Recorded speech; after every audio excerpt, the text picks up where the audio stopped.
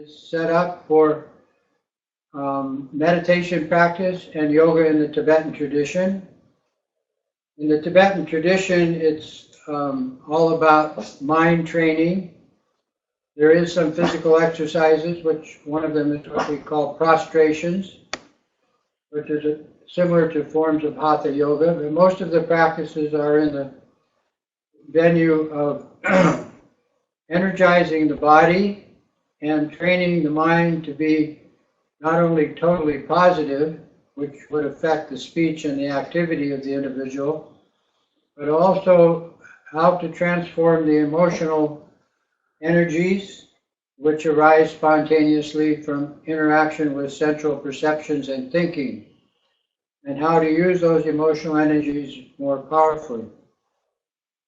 When we say Tibetan Buddhism, the word Buddha implies a state of heightened awareness. My interpretation of the word Buddha is, since this is only applied to the training of humans, that Buddha is the term for a fully mature human being, man or woman.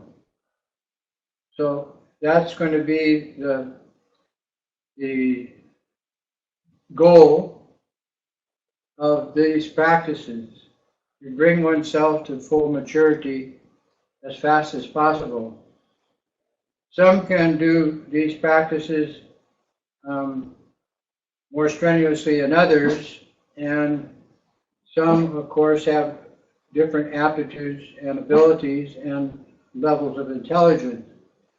And that all comes into the program of these meditation practices, mind training practices. We start with what is called refuge in the Tibetan tradition, which is a different form of refuge than in the Theravadan or Hinayana tradition of Buddhism, which is more prevalent on the planet. In the Mahayana tradition, we take refuge with the Buddha, Dharma, and Sangha, which we call the three jewels. And that all Buddhists do that. But in Tibetan Buddhism, we also take refuge with the Lama and the meditational symbols that the Lama uses in these training programs, which are presented through the teachings of the Buddhas, which is called Sutra tradition of Mahayana, and then through the Tantric tradition, which was prevalent in India, and the transmission was given to Tibet. Now we have this in the West. So now we have many, many Western teachers like myself. Some are monks, some are nuns, some are lay people, and some are more advanced yogi and yogini. But no matter how the Dharma is presented, it's all about developing what we call awareness of the ultimate truth or nature of this phenomenal world, and the ultimate truth of the nature of our mind and our consciousness or awareness. So we take refuge in the Buddha, Dharma, and Sangha. We take refuge in the Lama deities and protectors. Then we step on the path of the Bodhisattva through what is called bodhicitta. Bodhicitta means using the pure nature of one's awareness or consciousness to reprogram the mind in such a way that the individual knows what is going on, what is one doing, for instance, and the result. The result is called realization, and there are many, many states of consciousness that lead to what we call ultimate realization. In this program, the Lama, the deity, and the protectors are presented as an intermediary type of practice so that one can transform the mind in a more leisurely way without practicing any austerities or any extreme changes in one's lifestyle. When we take refuge with the Buddha, Dharma, Sangha, Lama, deity, and protectors, we step on the path of the Bodhisattva by saying that we are intending to bring all sentient beings in the universe to realize their true nature. And that simply means that we're applying compassion on both the relative level, that is according to what is needed on the planet today, and on the ultimate level of how to use the intrinsic states of awareness skillfully in bringing about this, what we call ultimate realization for all beings. That is the Bodhisattva path. And that mind training of the Bodhisattva has 10 levels. The first one is using the 6 disciplines. The first of the 6 disciplines is generosity. Again, generosity is applied on the relative level and on the ultimate level of mind training. How to bring out one's compassion, loving kindness, insight, and power. Then the virtuous activity or discipline is the second, and that includes morality, ethics, and good manners. And again, those are applied both on the relative level of one's lifestyle and the ultimate level of mind training. The third practice of the Bodhisattva path is patience. The patience is necessary not only for the relative situation of not being drawn into the drama's field of everybody else's idea of how things should be or how they should act, but also patience with oneself in using these trainings diligently. The diligence is the 5th level, and that's applied to the first 4, but also to the mind practices themselves, which we call sutra of yoga and meditation, or tantric use of yoga and meditation. And these are applied to the body, speech, and mind of the individual through the transmission of the Lama's body, speech, and mind. And it might be direct from the teacher, or it might be through the symbols, as we are going to use tonight, the symbol of the Chenrezig of Avalokiteshvara as part of the practice. The 6th discipline is simply connecting to one's pure nature and using that skillfully, practically in one's lifestyle and in benefiting others. So realizing your true nature goes together with loving kindness and compassion. Having said all this about the 6 refuges and the 6 disciplines of the Bodhisattva, what is the application? Well, that is simply to the 6 types of beings that exist in this universe who find themselves, because of their emotionality, in states of pain and suffering. And it's a universal situation.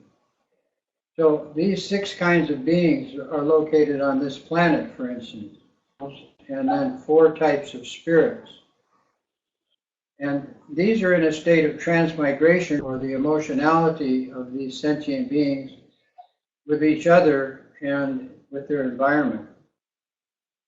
So to recap what we just said, there are 6 refuges, 6 disciplines of the Bodhisattva path, and these are applied to the 6 types of sentient beings to remove their pain and suffering. So all of this comes under the heading of a health program. It is not a religion.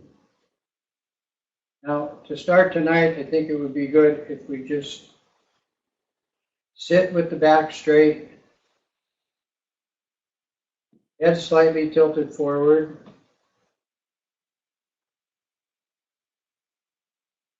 tongue against the palate, mouth closed. If you can't breathe through your nose, then of course, then the mouth will be slightly open. Hands in a comfortable position, either palms down on the knees or in the lap, hand right on top of left and the lap. And then bring your eyes slightly open to a soft gaze to the space about 2 feet in front of your eyes. We say arm's length in front. Don't fixate. Don't come too close, and don't focus on an object. Using the space and light directly in front of your eye. This is very important for this Tibetan tradition of meditation and yoga. Now with these 5 positions or mudras, you simply bring your focus to your breathing, which is a spontaneous activity, but by adding a mental focus, you start to incorporate the energy of the air in a more energetic way, mentally and physically. So you just watch the inhale, lungs expand, diaphragm expands, everything contracts, and the air spontaneously moves back into the space it came from.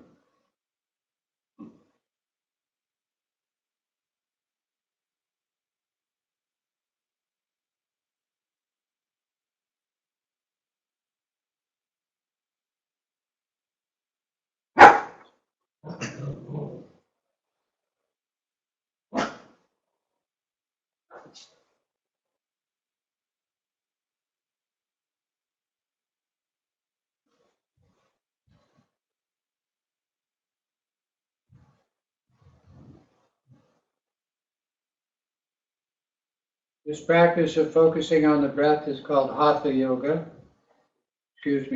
yoga, because prana is the word for energy, or similar to the Chinese word qi in Tai Chi Chuan or Taoism. So what we are doing is we are starting the energy prana program by simply focusing on the breath. Also, this helps us to withdraw from connecting to worldly activity, which causes one to become peaceful. We say move into a state of calm abiding.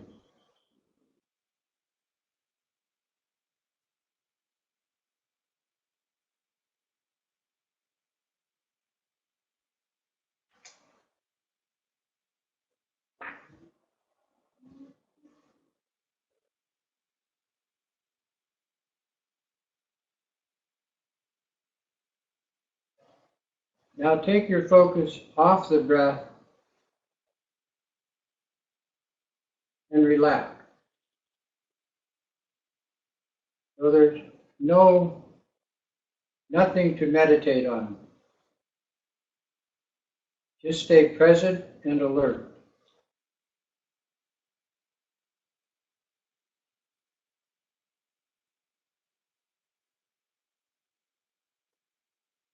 And notice the change in your physical and mental situation.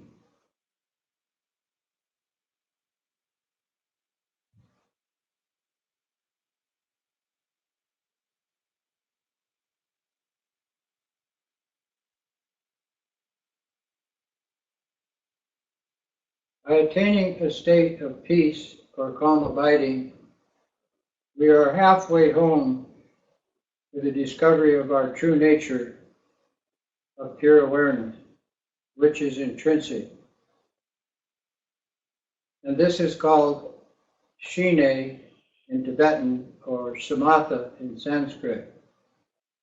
And it is necessary for these practices to be done in this manner. And especially for people beginning to learn to focus their mind and hold that focus for long periods of time, single-pointedly on one thing.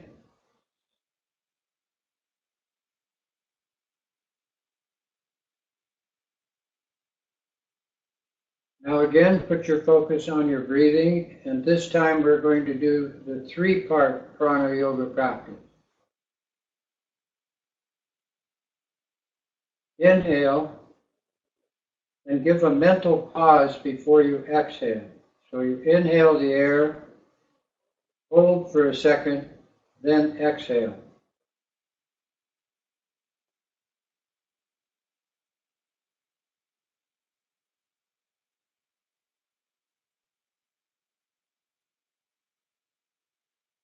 In this way, we acknowledge what is called the absorption breath, which is the actual extraction process of removing the energy of the element, in this case air, to transfer into our body's health system. Inhale, pause, exhale.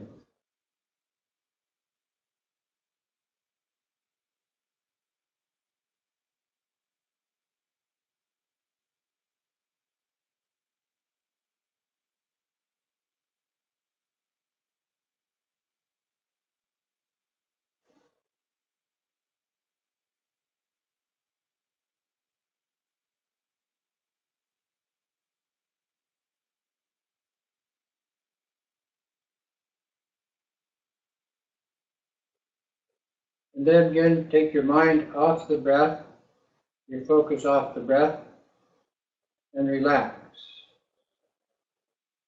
All that is necessary is to stay present.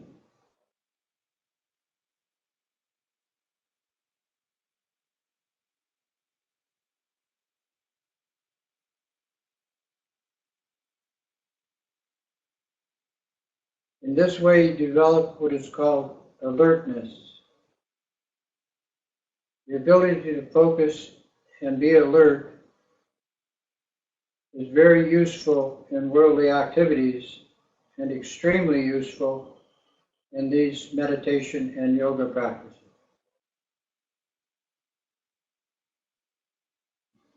Then bring your awareness to in front of your eyes and back into your place of meditation.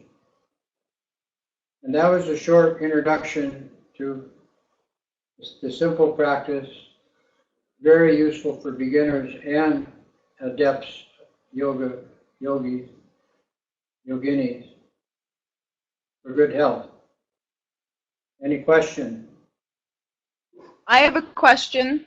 Okay. Why is the soft gaze so important? You said it was very important. Could you explain why the soft gaze is important, please? Yes. We have two situations directly in front of our eyes. And in our mind, we also have two situations or two types of, the best word is consciousness. These two are called truths. So the way we are operating right now is called the relative truth. How we perceive things, think about things, and emotionally react as a habit. That all comes under the relative. So for instance, if you ask somebody what's in front of your eyes, and you point to that space, they'll say nothing. Now, that's relative truth. If you ask a yogi, yogini, or scientist, or somebody that has a little more intelligence or understanding what's in front of your eyes, they'll say energy, or space, or light, or maybe dust. In other words, it's not just nothing. So what we are doing is we are starting to use this modality of healing by having the space in front of the eyes with the soft gaze as a representative of these two natures of our consciousness. And the pure nature of the consciousness is like what is exactly in front of our eyes, but more importantly, everything is that nature. So for instance, if I say space and light, scientifically and practically speaking, that's the basis of everything. The whole universe is a light show. and everything in it is basically light in the form of particles or atoms or energy. So to enhance our body and our mental process, this starts this energy program of what we call prana yoga. And it is very similar to other traditions. So very important to have soft gaze, eyes open. Then later in certain practices, you'll actually do wide open, your eyes wide open like this.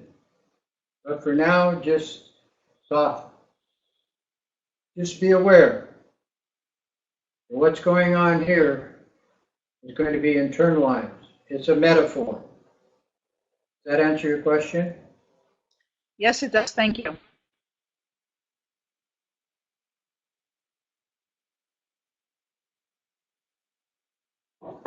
So Lama Tashi, I have a question. You said some looks straightforward, and so Padmasambhava always looks at the horizon, doesn't he? Yes, or sometimes. So does he look up, right? Sometimes the gaze is raised, and sometimes the gaze is lowered. Okay, can you tell us why you would look straight forward or up, please? Yes, it affects the energy access for the body. We call the psychic channels, which are now being created by the mind. And also the mental application of the light coming in with the breathing greatly affects the heart chakra. And that's very important in these practices because we're relocating the mind to the heart chakra. What we call top-heavy human beings is the majority of the human race. Very intelligent, but not much warmth, not much heart. So to start with the practice of mentally focusing on the air coming in with the eyes open, there's a spontaneous effect direct to the heart chakra. You immediately start to energize that energy area in your body. And from that, it affects all of the psychic channels within the body. Then when we move to other forms of prana yoga, such as vase breathing and others, it greatly enhances the well-being of the body, and the process is greatly speeded up to come to recognition of our true nature and how to use that practically in worldly activities. So this is a heart connection practice. Eyes open, focus on the breathing, and the energy of the air extracted. Those three, and it's all going on mostly physically here anyway with the lungs and diaphragm and so forth. So that's the real purpose. When you change the position of the eyes, it changes the energy. Either increases it or makes it more powerful.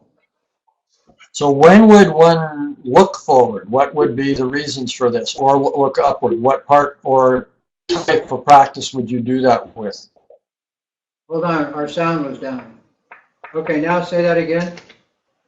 Okay, so when would one apply such gazes as looking straight forward? I believe Padmasambhava looked at the horizon, didn't he? And Yeah. or up. What practices or times would you do that? Well, if your mind is becoming dull, it's very helpful to raise the gaze, either looking straight forward or even slightly upward towards the sky. There are some practices where you actually look at the sky, but they're more advanced in training, and those are called advanced yoga. But also, let's say you become excited, agitated, it's useful to lower the gaze or slightly close the eyes to cut off the energy of the light coming in. But in our practices, we never close the eyes for these type of practices.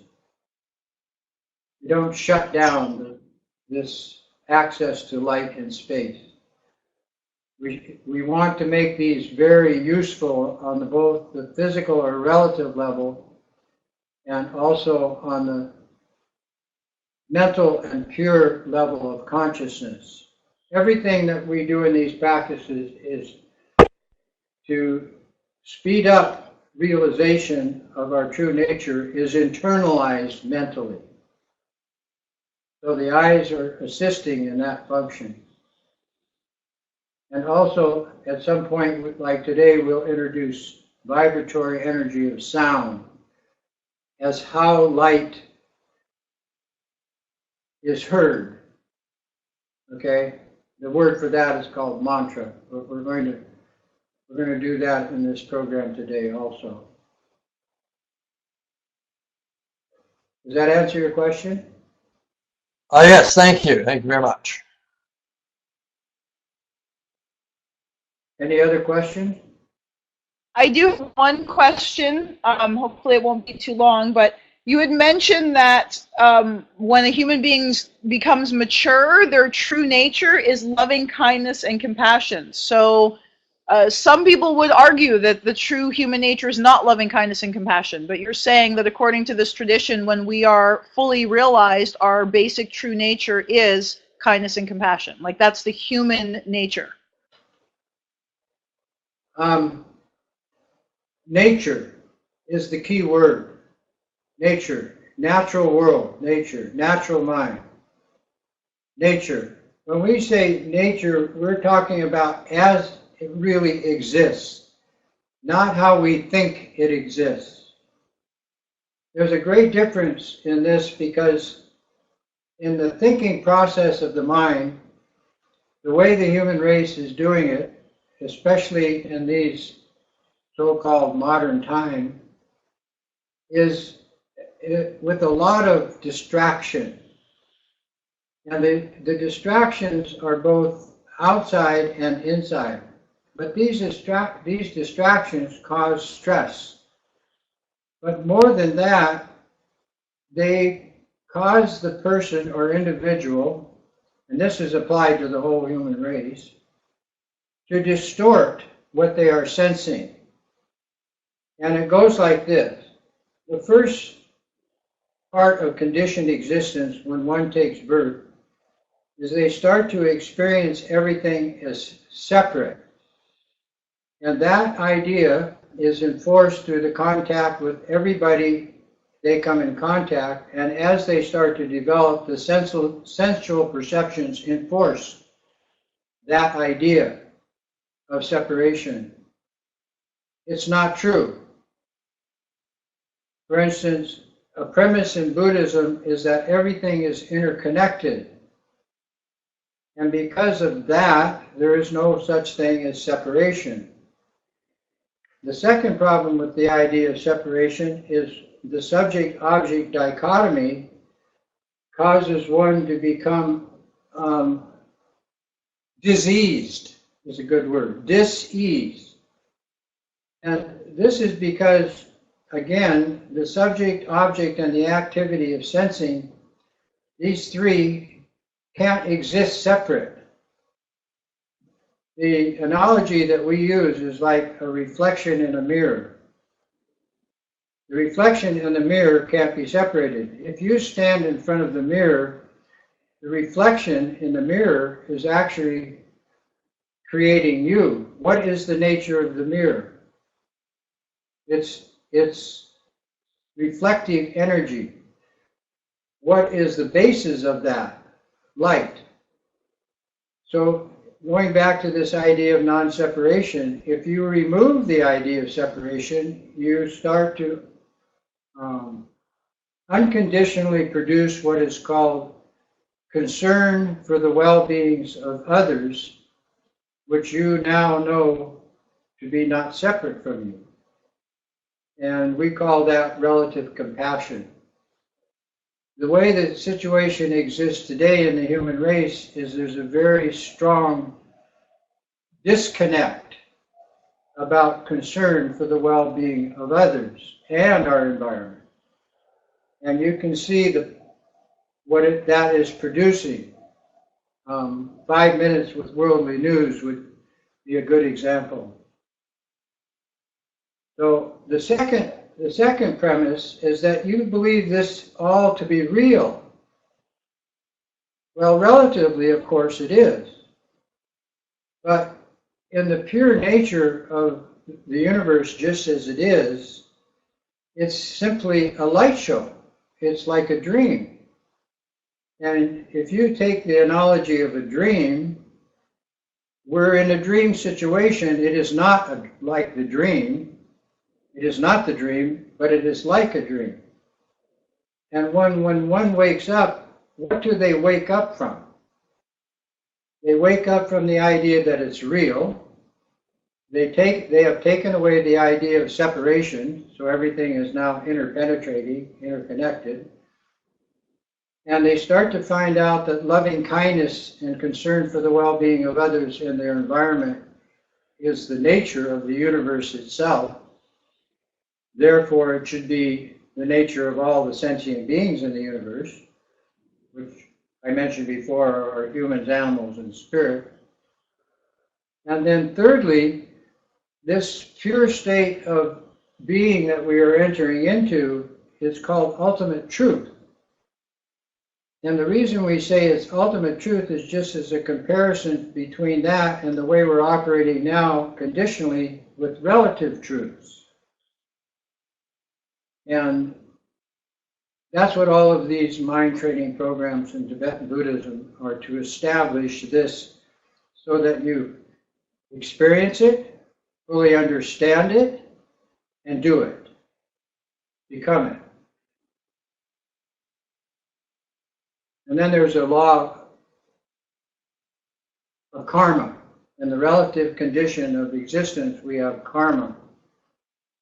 In the ultimate nature of the universe, there's no such thing as karma. So we have the relative truth, which produces karma, which simply means what you say, think, and do has an effect. For instance, if it's harmful or negative, you have a negative, harmful effect. If it's helpful and beneficial, then it has a positive effect. That's all in the conditioned state. In the unconditioned state of pure awareness, that does not apply. And that's very useful because then if that doesn't apply, then there's no pain or suffering. Does that mean you're not existing? No. Now we just went into a state beyond perception. So in our consciousness, we have two states, and we're realizing these two states all the time. One is perception, and the other is a state of no perception. We use the term in Buddhism, voidness. One is the way we are, and it needs to be transformed in some way, healthy, brought into a state of health, good health. And the other one is existing already that way. And it can be applied to the perceptive or conditioned state, so that pain and suffering is alleviated, or pain and suffering is eliminated. Both are very practical. Both of those ideas that this is a health program, and when applied, those two things start to take place, is a proven. And it's been proven over a period of thousands of years. And it's the only reason that the human race has survived as long as it has. So that makes it very useful and practical. I had to throw the karma in there because most of the human race does not believe in karma. And that's not very practical, is it? We have to laugh. Thank you, Lama Tashi. That's beautiful. Now, any more questions about the introductory process of Tibetan Buddhism? I don't see any questions coming in, so I think we can proceed.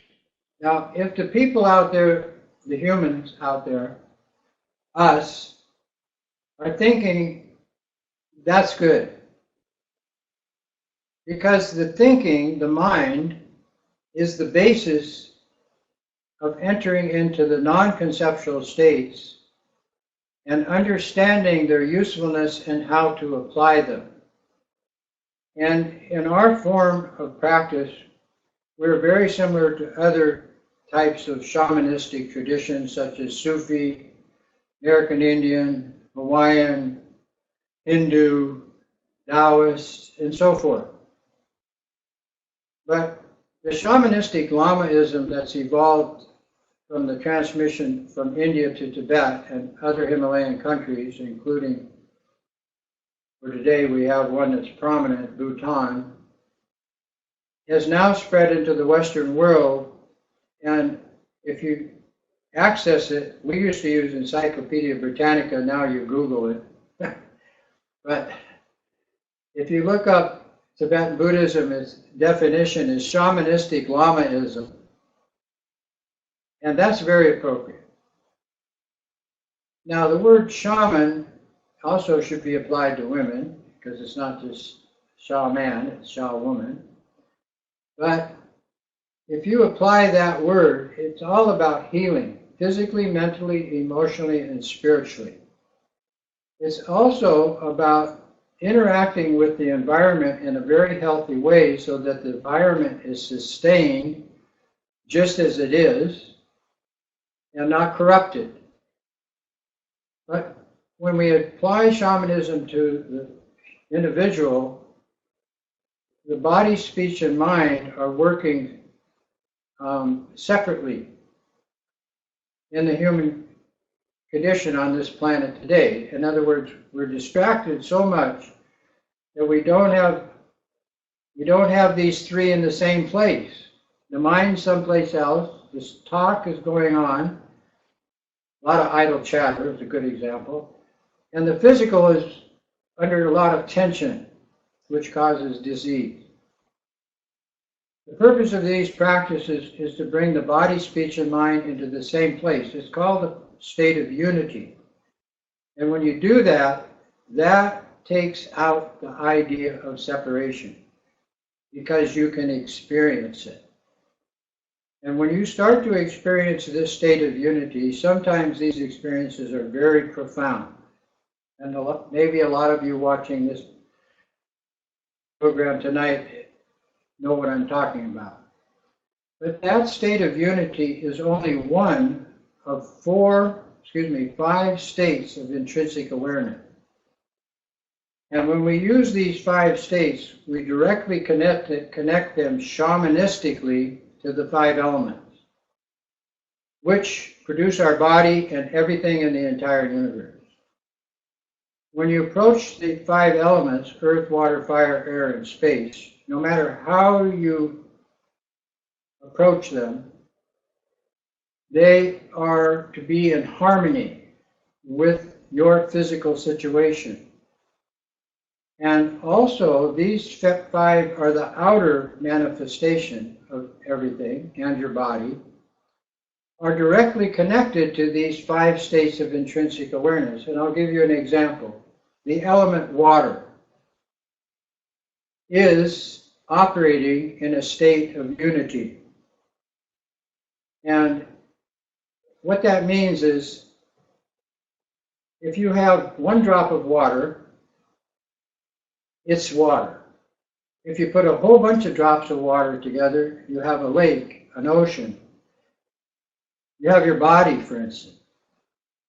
So this collection of the molecules of the water create this functional elemental situation, which is necessary for survival. If you use the element of water, it can do a lot of different things mentally. For instance, it can purify. If you use it physically, it enhances the well-being of your body and is absolutely necessary for survival. You have to take in a certain amount of liquids, stay hydrated and so forth. And it changes form. For instance, if you take water and waves, they're both water. If you take water in the air, you have clouds. It's still water. If you freeze it, it's ice. It's still water.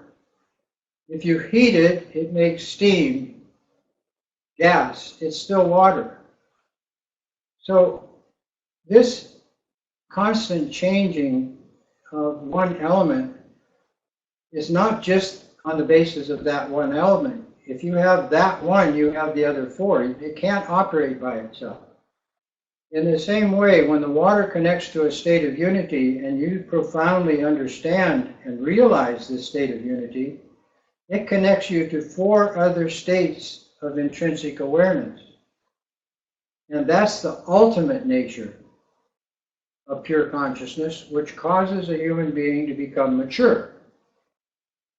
Without those five states of intrinsic awareness developed and connected to the five elements, the totality of everything existing, you can't be mature. It's as simple as that. So the word Buddha is the Sanskrit word for this state of maturity. So then the next question arises, so what is a bodhisattva? Well, the bodhisattva is one that wants to be a Buddha. In other words, wants to become fully mature as a human being. And because the human condition is so impermanent, we want that to carry on after we leave the body. So the usefulness of these five states of intrinsic awareness connecting to the five elements is an ongoing program. It's integrated into our being as what is called a continuum. Yes, the body quits. No, the consciousness does not. So these activities, which we're going to introduce tonight, are about the present and the future.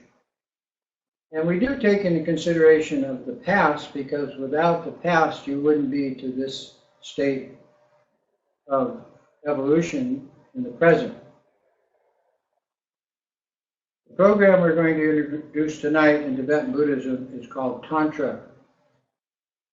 It evolves from the Sutra tradition, and it is only applied to a few human beings.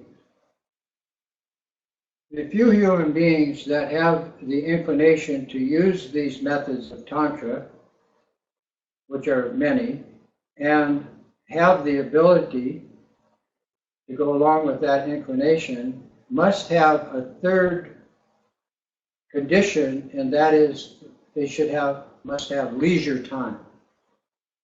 Now, if they don't, they have to create it. Well, that's part of the program.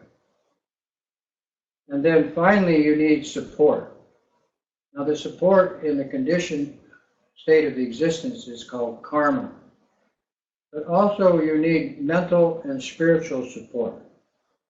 And that is why I said at the beginning of this practice tonight, we take refuge in the Buddha, Dharma, and Sangha. The Buddha, the Buddha's teachings, and the people who teach and practice.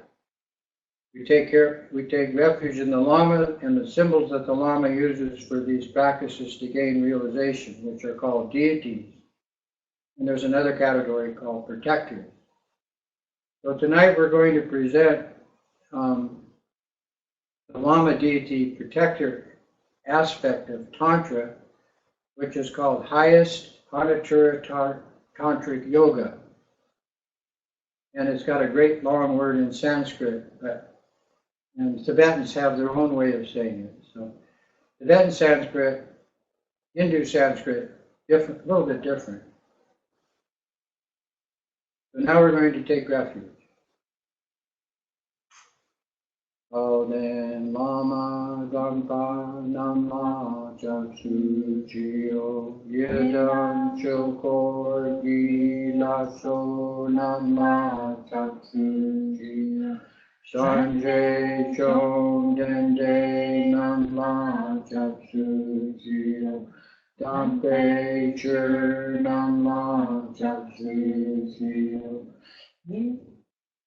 Sape Gendum Nam La Chaksu Shio Pao Kondro Jokyum Sume Sho Yeshe Ki Chendang Tempa Nam La Chaksu Shio. What we just said is we take refuge in the Buddha, Dharma, and Sangha, Lama, deity, and protectors in order to bring all beings, our mothers, to realize their true nature, which we use the term Buddhahood.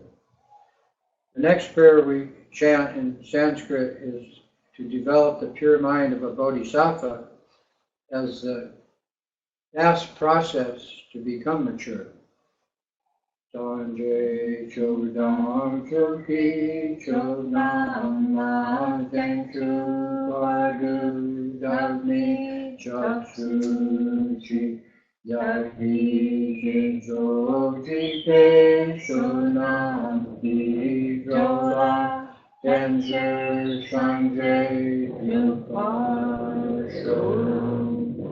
And this prayer simply states that we take the first 6 refuges and combine them with the 6 basic disciplines of the Bodhisattva path.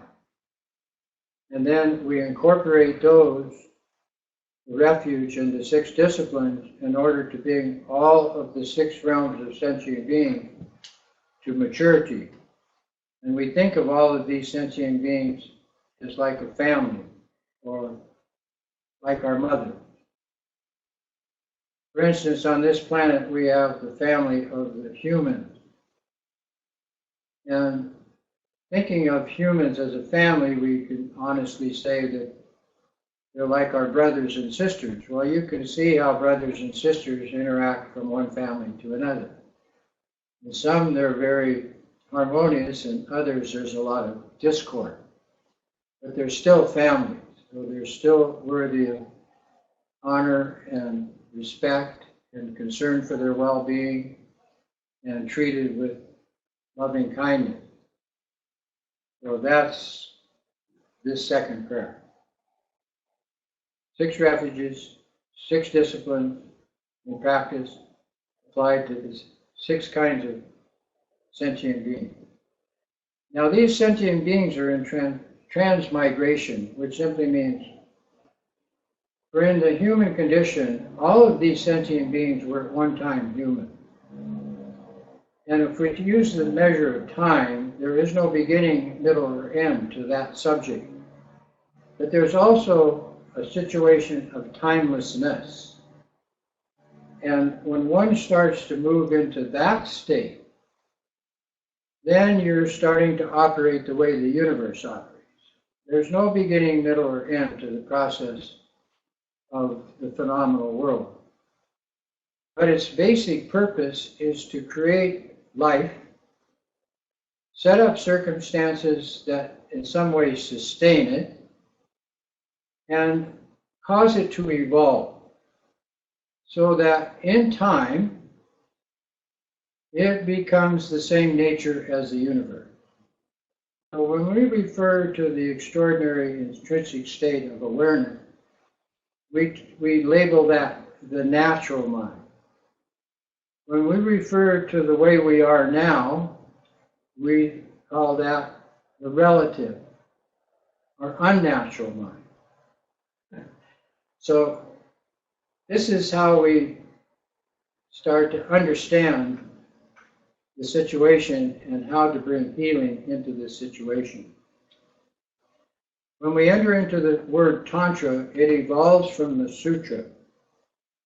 The Sutra are methods of yoga and meditation practice that have lots of categories.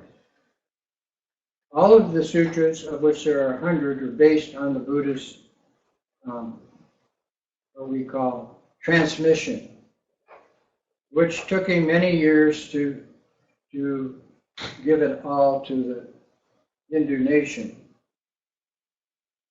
of India and other Himalayan countries. From that evolved the Tantra. Now the Tantra, as I said before, is specific practices. The difference between the Sutra and the Tantra, even though they're both connected by the nature of everything being voidness, or like space, is that in the Sutra you're kind of adapting or overcoming situations that are unhealthy. In the Tantra, you use everything in the tantric practice. So there's not so much the overcoming or adapting, there's actually total interconnection. And in that way, everything becomes useful and also equal or level. We kind of level the playing field. There's no supreme being, for instance. Nothing is supernatural. We don't do that. Okay, this isn't about going into some high celestial state. This is about being exactly what you are as a human being, whether you're in a body or not. Loving, kind, considerate, powerful, compassionate, and so forth. Having all these mature qualities. So in the tantric practice, we use light and space as the basis, which is the nature of consciousness, whether it be the relative or the ultimate state. So to start with, we give a transmission. The transmission is how it was given 2,600 years ago by Shakyamuni Buddha, which is where the main word Buddhism comes from, and evolved down to the present day. This transmission is for three things in the human condition, and it can only be given to humans. It cannot be used for animals or spirits. The transmission is the energy of the pure state of awareness as it is applied to one's body, physically and psychically. How it is applied to the speech so that the psychic energy of the body affects the speech. And the third transmission is for the mind itself to take the unknowingness out of the program and in the process establish absolute truth or the natural mind as very useful, very practical. And that's where the word shamanistic Lamaism comes in. The reason that the Lama is the transmission point or individual is because that energy program has been given to that person, man or woman. Then it is the function of the Lama to give the transmission to others for their good health. Once the transmission is in place, it's like a software program going into your computer's hard drive. It's in there. And what comes up on the screen is affected by this new software program. So it works just like that. So the transmission tonight that we're going to give of Tantric Buddhism is for the deity yoga of the Chenrezig.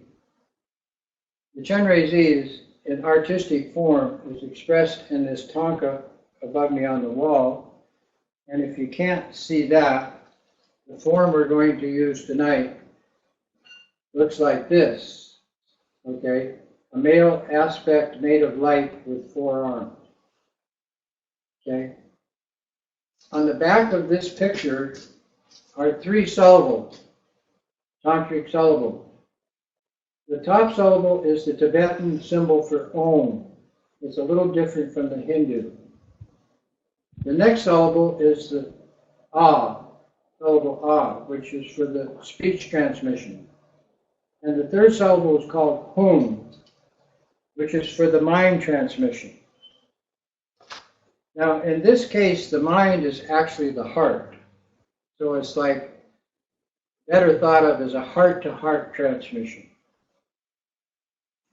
So sit with your back straight, and I'm going to give the transmission of the Chenrezig, which is called a Wong or empowerment of our lineage which is very old. And it goes like this. Sit with your back straight, eyes in front, mouth closed, hands in a comfortable position, head slightly tilted forward. In the transmission of the tantric deity Chenrezig, inseparable from the Lama, and that means all the Lamas of Tibetan Buddhism, you see the Lama directly in front as this deity made of light. Since the Lama and the deity are inseparable, the transmission is given because this is the Lama's practice. It is a lineage transmission because it is the practice of all the Lamas, of all the lineages of Tibetan Buddhism, and it's always been that way.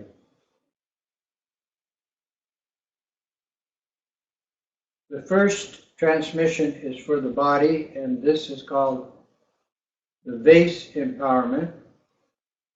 And you simply use your mental imagination to see a ray of light from the Lama as the Chenrezig in front, from his head, forehead, into your head.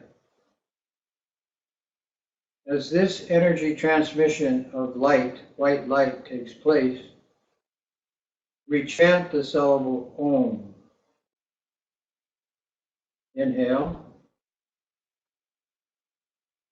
Om.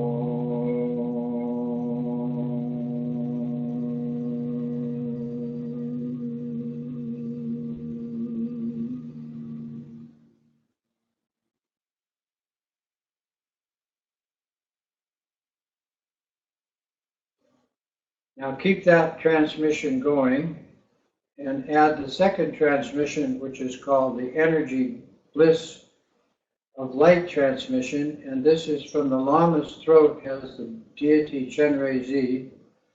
Red light is emanating into your throat.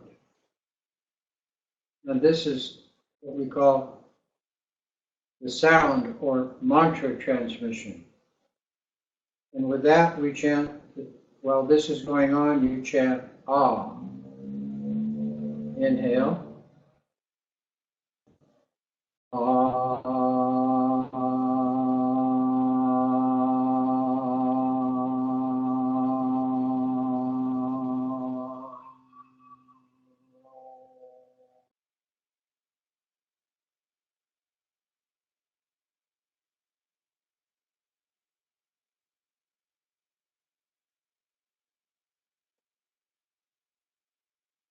Keeping that transmission in place, you have the white energy from the Lama's head to your head, the red energy from the Lama's throat to your throat.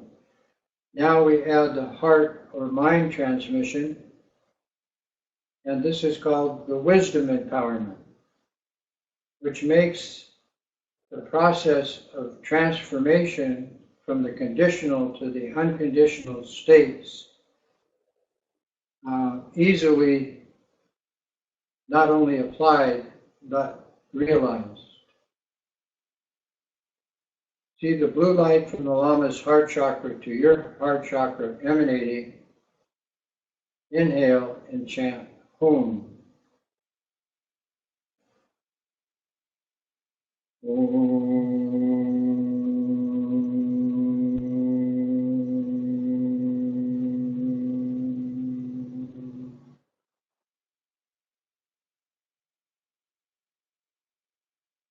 And the fourth empowerment is applied by seeing all three lights shining simultaneously from the Lama's three places into your three places as a benefit to your body, your speech, and your mind, heart, mind.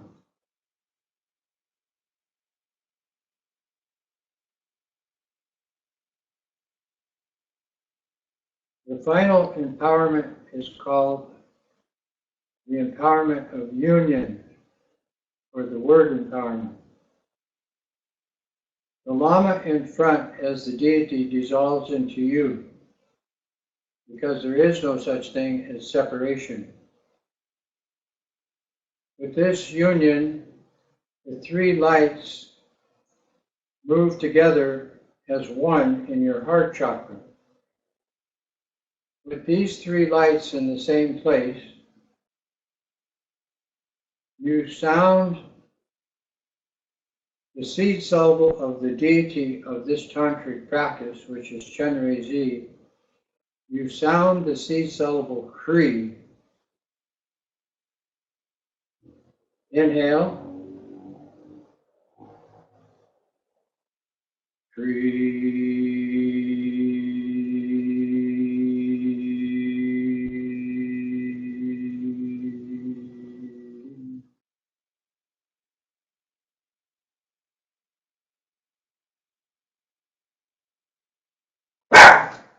See this sound in your heart chakra.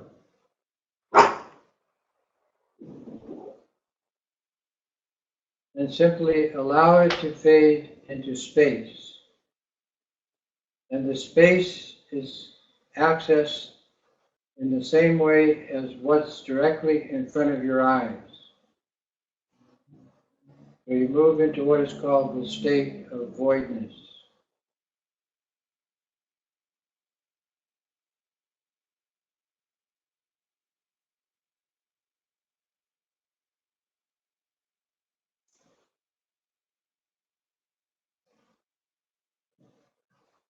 And that completes the lineage transmission of for the body, speech, and mind using the tantric practice of the Chenrezig, which in India was called Avalokiteshvara. Now, when using this symbol, it is physically manifested as replacing your body so that the physical changes into a holographic representation of the deity. In India, they used this symbol, which was called Avalokiteshvara. And this has 1,000 arms, which simply represents all of the tantric practices in Tibetan Buddhism. But we're going to use the simplified version of Chenrezig with 4 arms.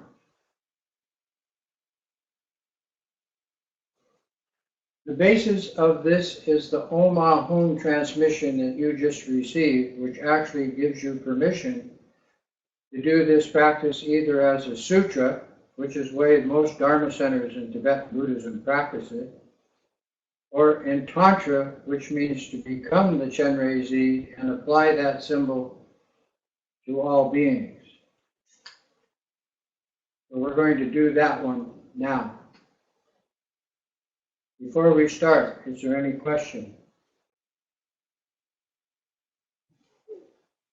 There do not seem to be any questions coming in.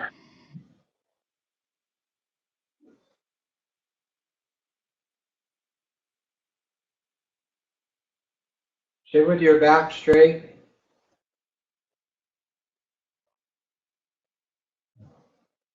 Head slightly tilted forward. Eyes soft gaze to the space in front. Mouth closed, tongue resting against the palate. Hands in a comfortable position.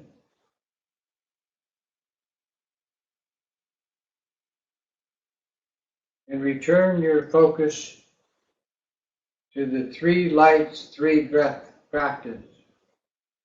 So before we were inhaling, pausing, and exhaling. So for a few moments, let's just do that.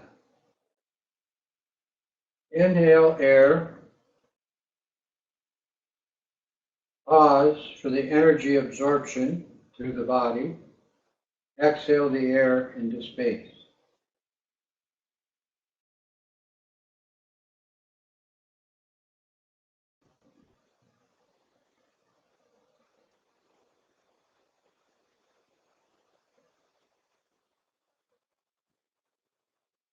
You do this until you start to settle.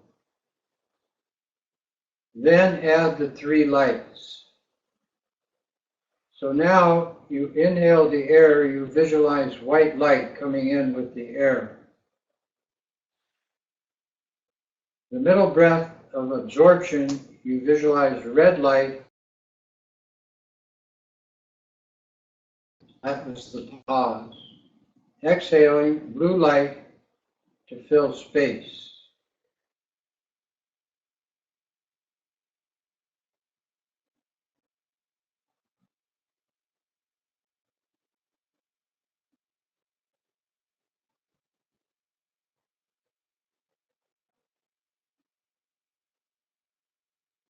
Now, since the application of this prana energy breathing technique is not just for the body,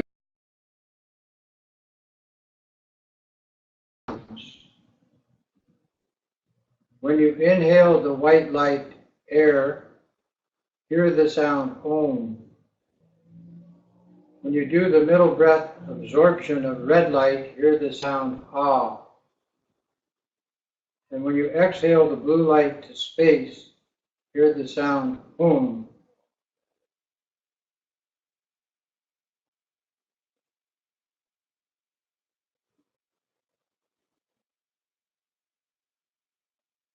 Now this 3 lights, 3 sound practice is applied to all of the 5 elements healing practices and to all of the sutra and tantric practices of Tibetan Buddhism, with or without a text.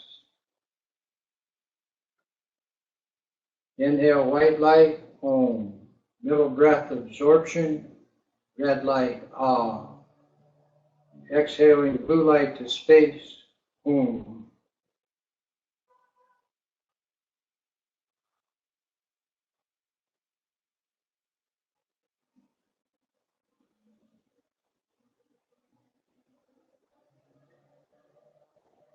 Now, even though the deity, the Chenrezig, may not be familiar to you, I'm going to give a short description.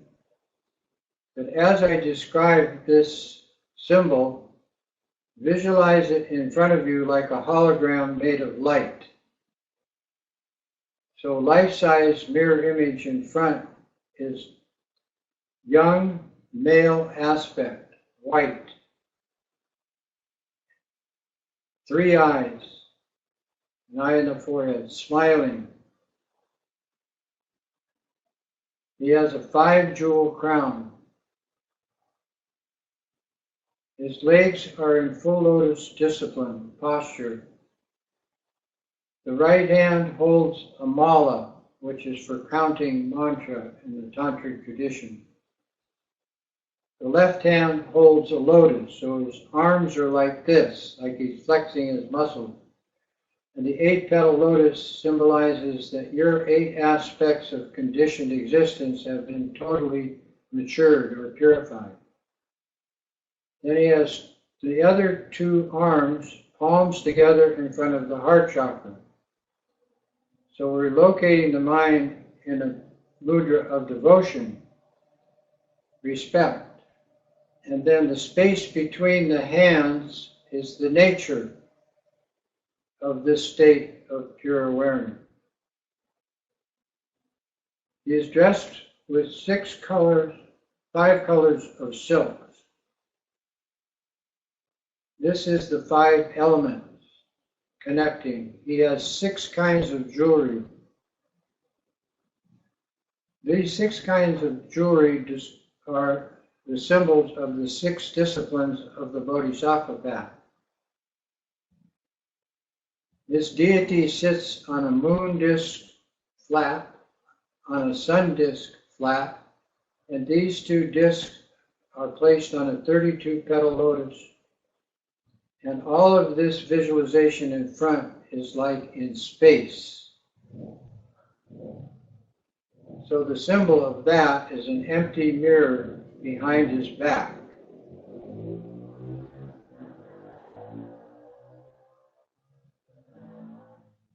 Now from the deity in front, the three lights shine simultaneously into you.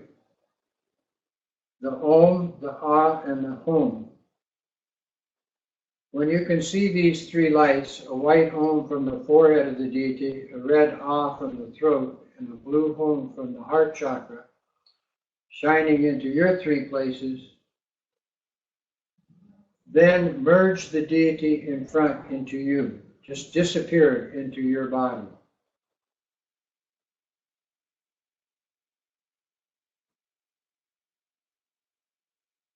At the moment you do this, place three spheres inside your body. And to start with, you'll see a central channel of energy or light running from the top of your head down through your body to the bottom of your torso. Inside this life force channel, in the center of your head, see a white Om in a white sphere of light. In your throat, see the red Ah in a red sphere of light. And in your heart chakra, see the blue Hum in a blue sphere. When you can see all three shining simultaneously, bring the white Om down the central channel and merge it with the red Ah. Bring it down the central channel and merge it with the blue Hum.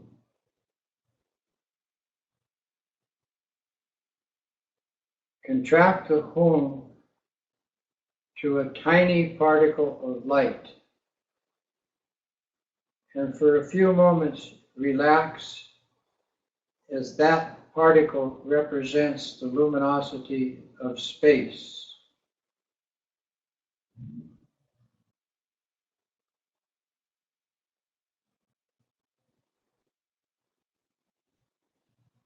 And this symbol, bound to space, is to give you access to your natural condition, unconditioned state.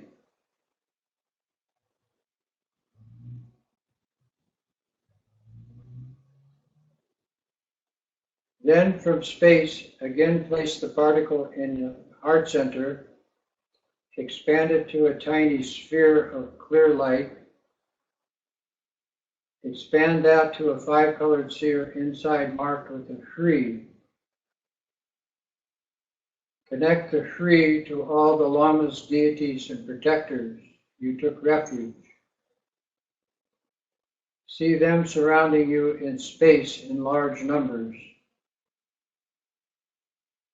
Return the light from their heart centers into your heart center into the Shri. The Shri is red colored and looks like a tilted 5 with a hook above it and a red slash under it. This Shri is the creation symbol of the Chenrezig and the Chenrezig's mandala. We cannot to see create the this Shri. mandala, you become Chenrezig.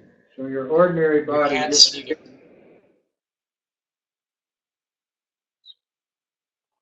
and the 5-colored light creates the deity. So now you are Chenrezig with 4 arms looking like this.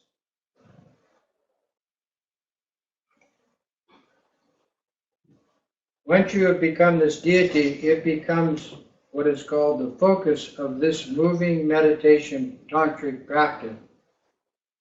So you see it in its entirety with all its silks and jewels and ornaments as qualities. The 5-jewel crown is the 5 states of intrinsic awareness. The 3 eyes is connecting to both to the conditioned and unconditional states of awareness.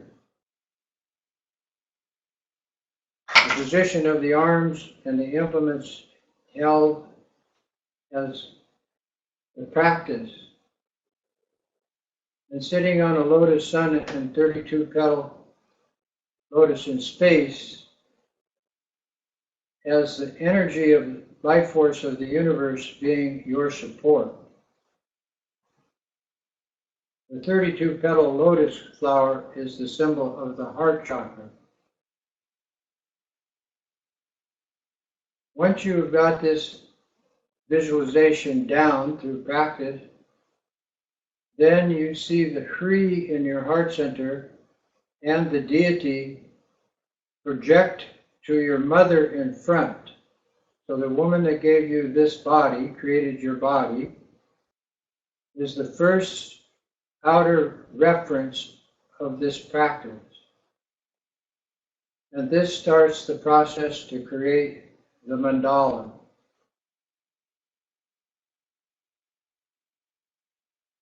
She is facing you, smiling, mirror image, life size.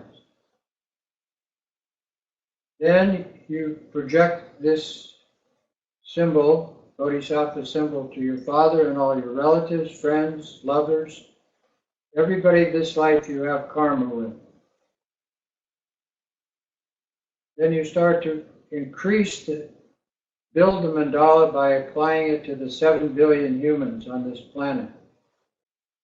Around you in space as this symbol. Then apply it to the infinite number of animals in the ocean and on the land as Chenrezig.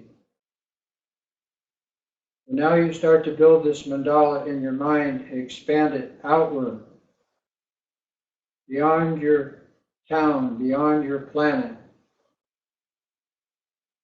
And keep increasing by adding all of the spirit world which fills space. So now you have in your mandala countless sentient beings as the four-armed Chenrezig, and if you like, you can have them all in different sizes. Some tiny as grains of sand, some large as mountains. It's up to you. But all the same representation of your central symbol. This causes the heart mantra to appear inside a 5-colored sphere, and this heart mantra with 6 syllables surrounds the Shri. The Shri is the Amitabha mature state of light itself, filling space. The compassion is the heart mantra, 6 syllables surrounding the Shri, applied to sentient beings. Impartially applied, this mantra is Om, Ma, Ni, Pe, Ni, Hum. It's the same mantra as in India, which has the sound Om, Ma, Ni, Ad, Me, Hum. So in Tibetan Buddhism, we use the Tibetan Sanskrit. Om, Ma, Ni, Pe, Ni, Hum. 6 syllables. 6 types of sentient beings, all in your mandala. The Shri in this mantra and your representation is all sentient beings exactly the same. Whatever you do, they're doing. Om, Ma, Ni, Pe, Ni, Hum. Om, Ma, Ni, Pe, Ni, Hum. Om, Ma, Ni, Pe, Ni, Hum. Om, Ma, Ni, Pe, Ni, Hum. Om, Ma, Ni, Pe, Ni, Hum. Om, Ma, Ni, Pe, Ni, Hum. Om, Ma, Ni, Pe, Ni, Hum. Om, Ma, Ni, Pe, Ni, Hum. Om, Ma, Ni, Pe, Ni, Hum. Om, Ma, Ni, Pe, Ni, Hum. Om, Ma, Ni, Pe, Ni, Hum. Om, Ma, Ni, Pe, Ni, Hum. Om, Ma, Ni, Pe, Ni, Hum. Om, Ma, Ni, Pe, Ni, Hum. Shri. Now the Shri, the central creation symbol emanating from the heart of Amitabha Buddha, the Buddha of infinite light, and the mantra create psychic energy channels that pervade all the channels of your body, even through your hair and nails, everything permeated with the energy from the mantra and the Shri from the heart chakra. So thousands of channels of psychic energy, you as the radiant light body, illusory body of Chenrezig, then you think of this energy escaping the body in the same way light emanates from the sun, radiates from our sun, for healing purposes. And every sentient being in your mandala is doing exactly the same thing while you're chanting the heart mantra. Om Mani Padme Hum, Om Mani Padme Hum, Om Mani Padme Hum, Om Mani Padme Hum, Om Mani Padme Hum, Om Mani Padme Hum, Om Mani Padme Hum, Om Mani Padme Hum, Om Mani Padme Hum, Om Mani Padme Hum. Om Mani Padme Hum, Om Mani Padme Hum, Om Mani Padme Hum, Om Mani Padme Hum, Om Mani Padme Hum, Om Mani Padme Hum, Om Mani Padme Hum, Om Mani Padme Hum, Om Mani Padme Hum, Om Mani Padme Hum, Om Mani Padme Om Mani Padme Hum, Om Mani Padme Hum, Om Mani Padme Hum. Breathe. Say that. Om Mani Padme Hum. Breathe.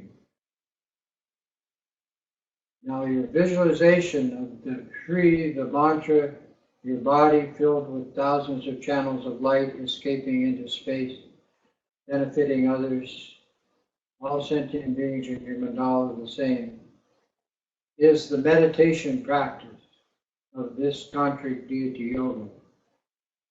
This yoga, Chenrezig, is the basis of all the 1,000 deity yogas of the Tibetan tantric tradition. If you know the Chenrezig, Om Mani Padme Hum mantra, you know all of the practices.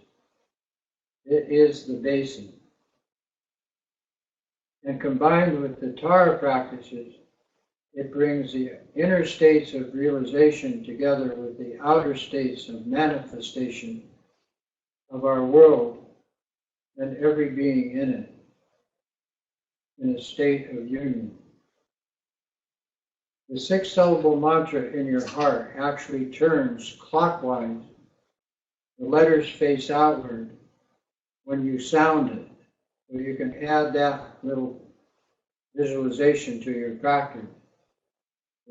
Om Mani Padme Hum, Om Mani Padme Hum, Om Mani Padme Hum. And if you've seen the Tibetans with their prayer wheels, that's what they're doing. They're imitating the mantra of this tantric practice.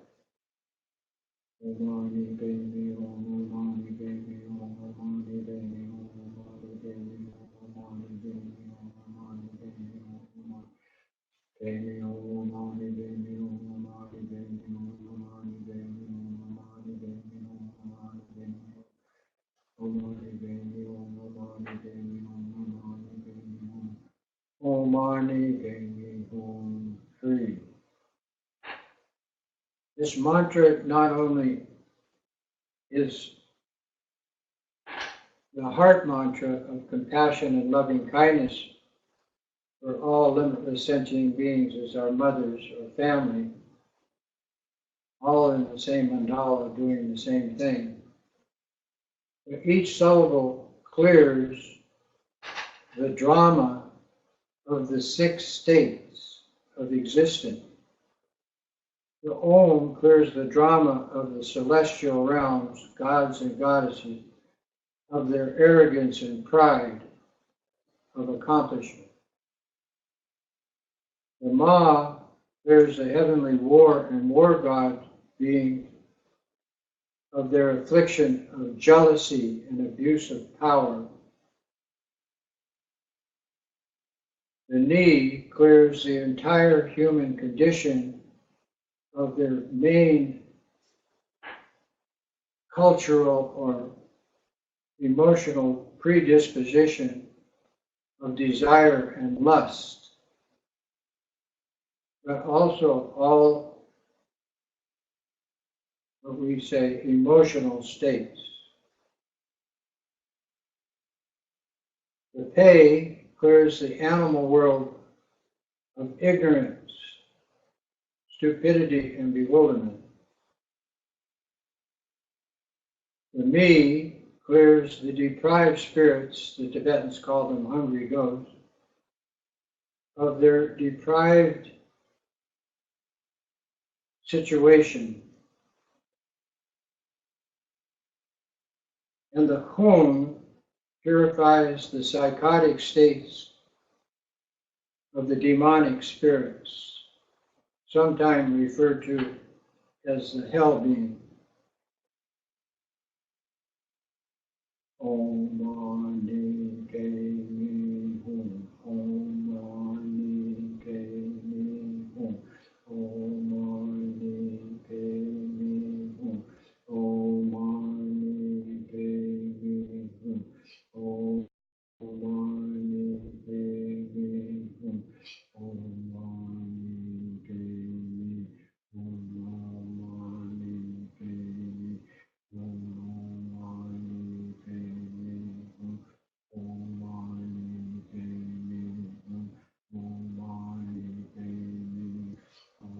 Mani Padme Hum. Om Mani Padme Hum. The hell being suffered from the major emotional predisposition of anger, hatred, and rage. So each of these emotional states is a predominant factor in how they manifest in this world. So this mantra is to completely reverse or purify those 6 states of suffering.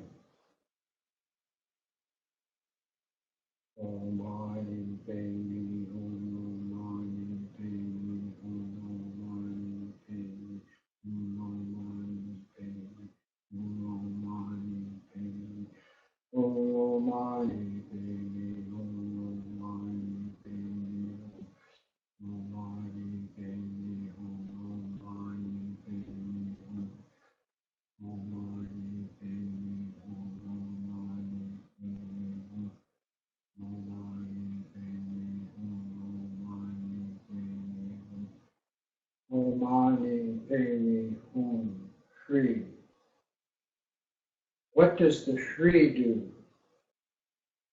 It completely transforms the states of drama, of emotionality, into states of power, insight, and compassion as unconditional loving kindness extended to everyone, everywhere, and our environment. Om Mani Padme Hum. Om Mani Padme Hum. Free. Om Mani Padme Hum. Free. Om Mani Padme Hum. Free. Om Mani Padme Hum. Free. Om Mani Padme Hum. Free. Om Mani Padme Hum. Free. Om Mani Padme Hum. Free. Om Mani Padme Hum. Free. Om Mani Padme Hum. Free. Om Mani Padme Hum. Free. Now, all of this is the basis of all of the tantric practices done in Tibetan Buddhism. You always have the seed syllable, You always have the deity rising from the seed syllable as the representation of the three roots of Tantra and the three jewels. You always have the mandala of it applied to limitless sentient being as your family filling space.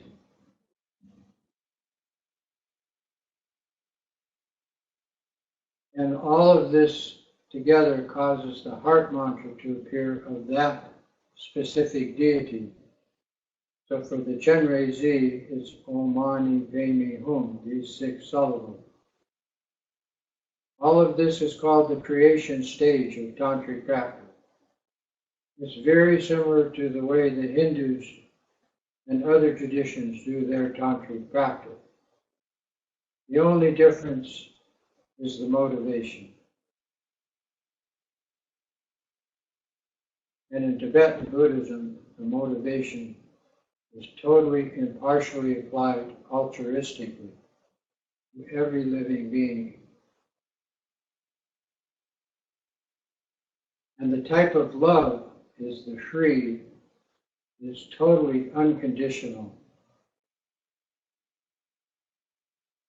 not based on any idea of exchange.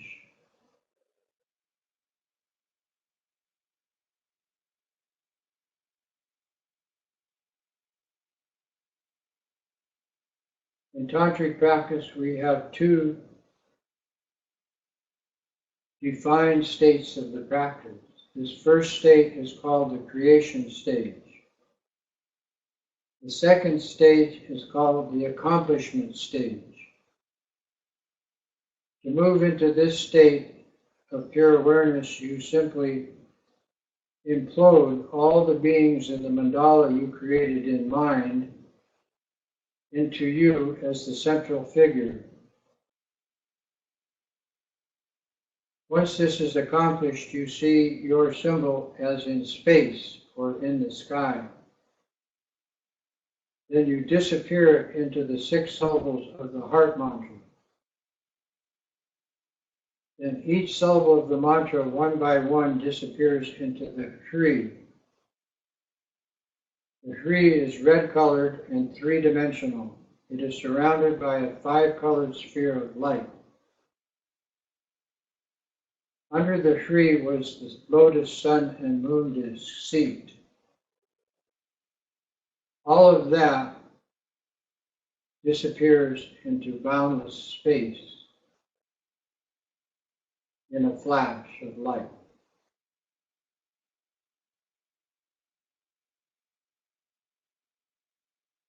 And in this state, you relax.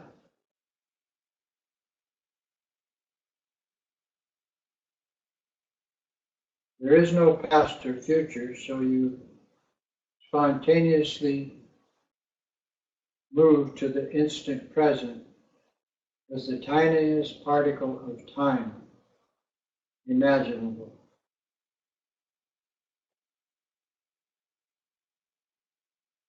Since there is no meditation, you simply remain alert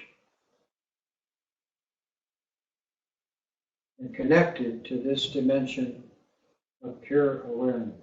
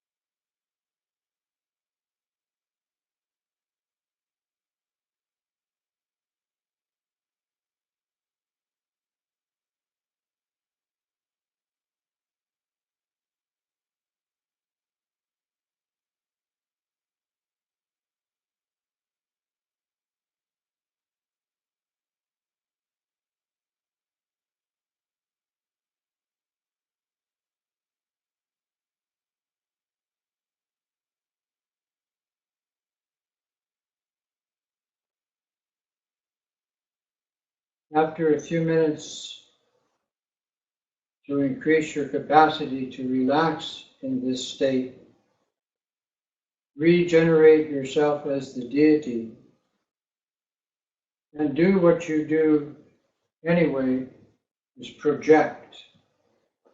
But now, in worldly activities, you project to all of your human brothers and sisters, animals, both domestic and wild, and even to the spirit world, as being the four-armed Chenrezig.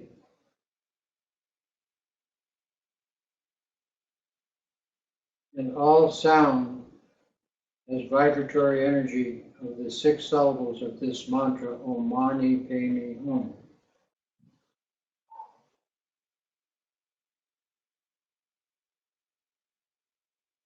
In this way, you quickly mature to the state of non-judgmental mind.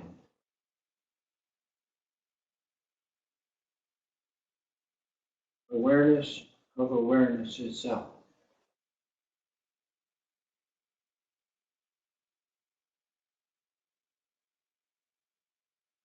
And this completes the transmission called the Wong, and how to do the practice, creation stage and fulfillment stage, which is called the tree. And the Lung was the Om Ah Hum, the power of the psychic energy of prana for good health, physically, mentally, emotionally, and spiritually. In our tradition, there isn't anything beyond that. Thank you very much. Any questions? Thank you, Lama Tashi. Let me look.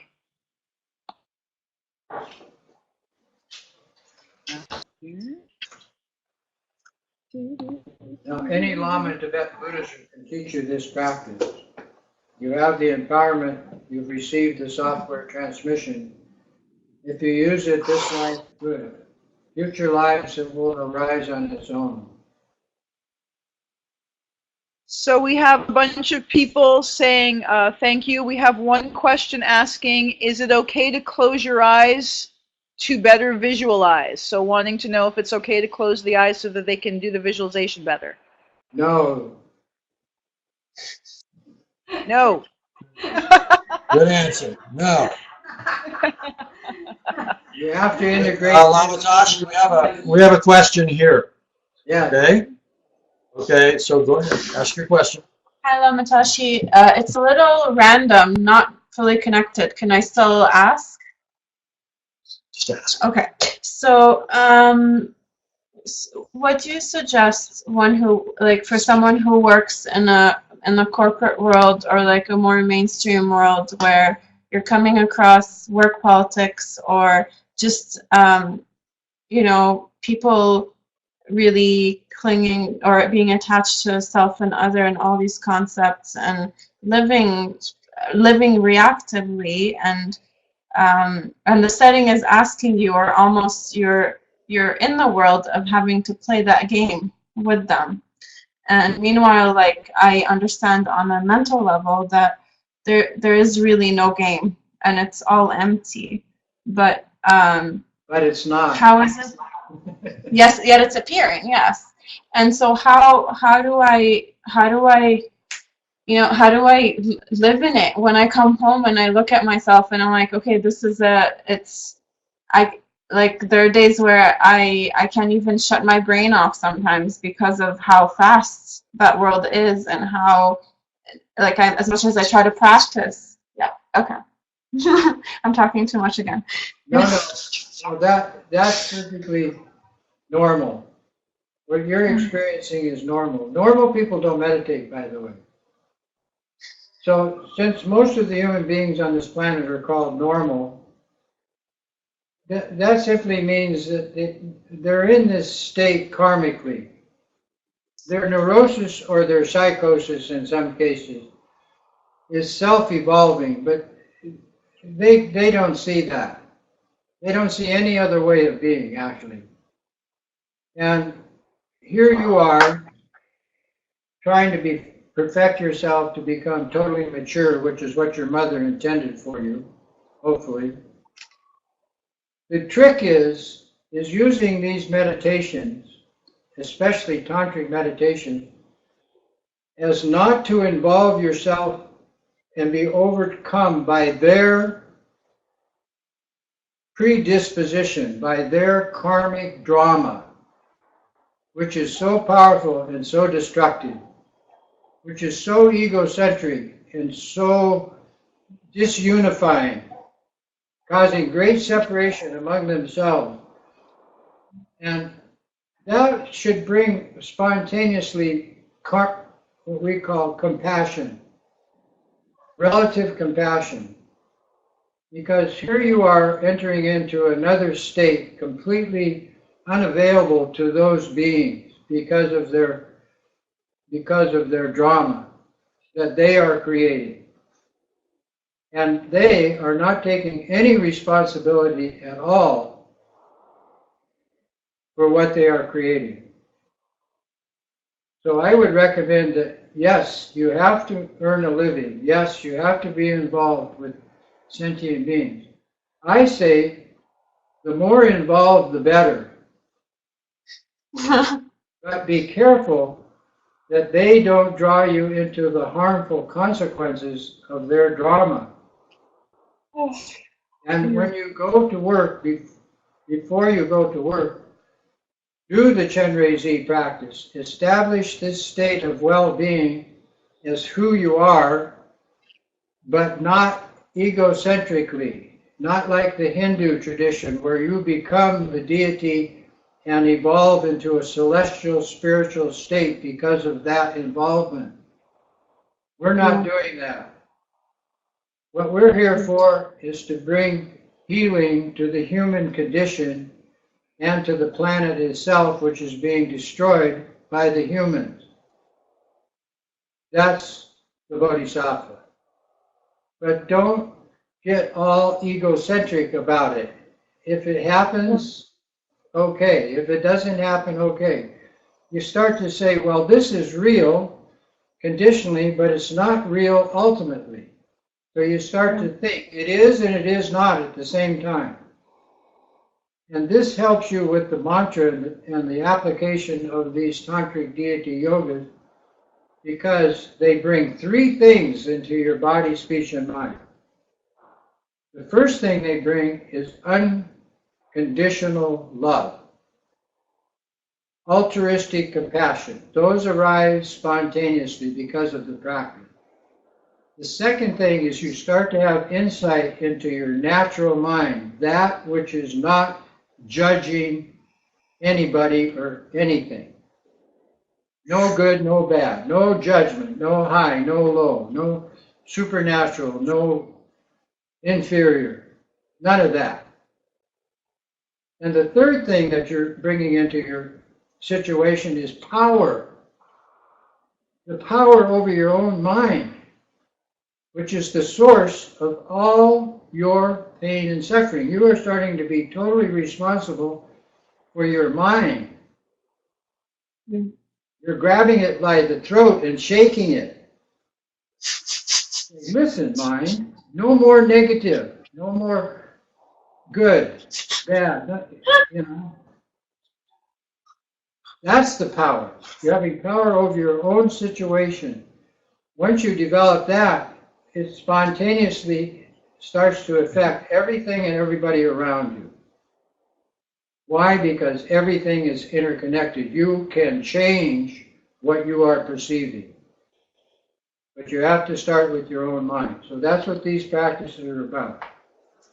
You received the transmission today from not Lama Tashi, but thousands and thousands of men and women who have been doing this practice for thousands and thousands of years on thousands and thousands of planets in thousands and thousands of universes throughout space. Wow. And you gotta laugh. Yeah. You know, you got to keep a sense of humor about this. You know, you have knowledge now. You have insight now. You want everybody to have that same knowledge and insight. You're not keeping it for yourself. We're not knowledge collectors. Because when you go into unconditional mind, knowledge doesn't work there. You have to leave it at the door.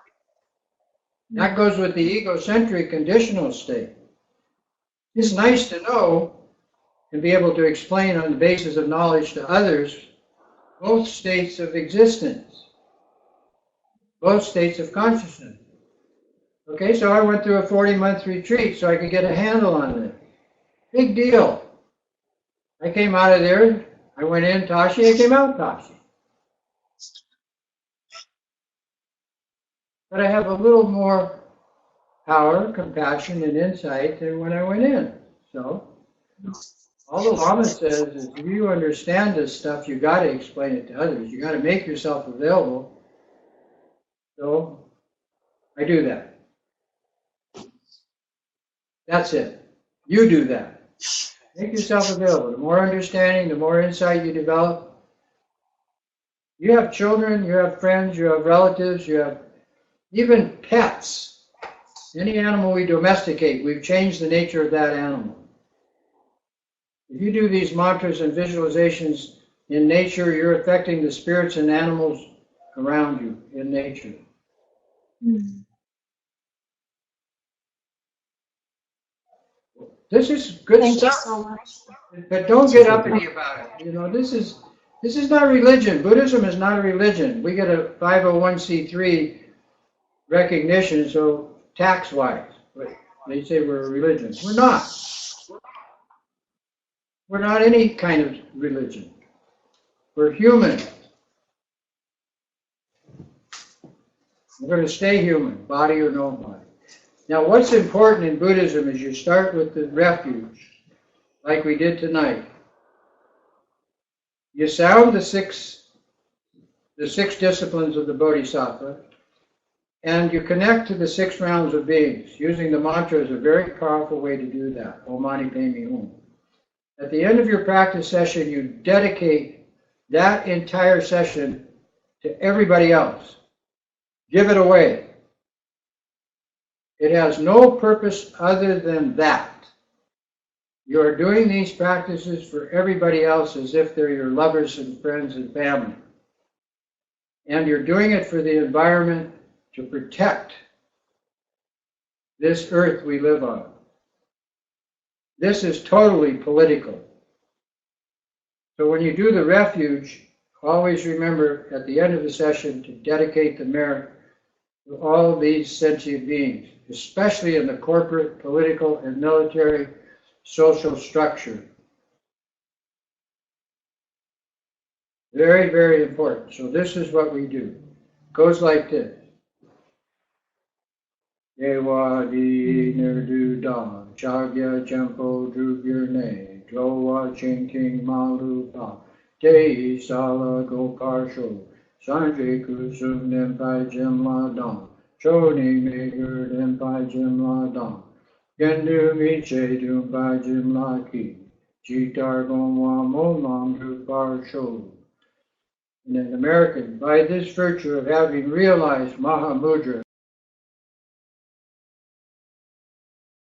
all beings in that state, by the blessings of the 3 bodies of a Buddha being accomplished, by the blessing of the truth of this Dharma being unchanging, and by the blessing of the wishes of us, the Sangha, being unwavering, may all dedication prayers be fulfilled. May all the Lamas have long life, good health, happiness, and prosperity, and may all their wishes be fulfilled. May all beings be happy and free of suffering, established in bliss, and transform emotional energy to insight. Tuchiche, that means thank you. Mahalo in Hawaiian. Thank you very much. Thank you very much, Lama. Mahalo. Ah. Thank you, Lama Tashi. There's a lot of thank yous coming in from people. Everyone's very grateful. I do want to mention, I know we ran a little bit late, but I want to mention for people who are in Vancouver, Lama Tashi will be in Vancouver the last week of August and the first week of September. We are creating a in-person event for him. So we will be posting that on Facebook. If you want to join our Facebook group, it is Tibetan Tantra Dharma Classes, I believe is the name of our Facebook group. If you want to stay connected, you can also connect with Lama Tashi directly on Facebook, Lama Tashi on Facebook. And so once the event is confirmed, we will be creating a Facebook event and publicizing it, and we'd love everybody who's able to attend. So anything else? That's it. As my teacher Lama Rinchen says in Honolulu, that's it. That's it. Okay, awesome. Thank you, Lama Tashi. Thank you, Jacques. And if anyone feels moved to make a donation to Lama Tashi when we end the website, it redirects directly to his website. So please feel free if you are moved to contribute to the wellness of our Lama, of our Lama Tashi. And everybody else. And everybody else. As we say in Hawaii, aloha. Yes, Margaret, And accept PayPal. mahalo. Absolutely. Donation is via PayPal. Amen. Yeah. All right. Mahalo. Love you, Lama Tashi. Love you, everybody.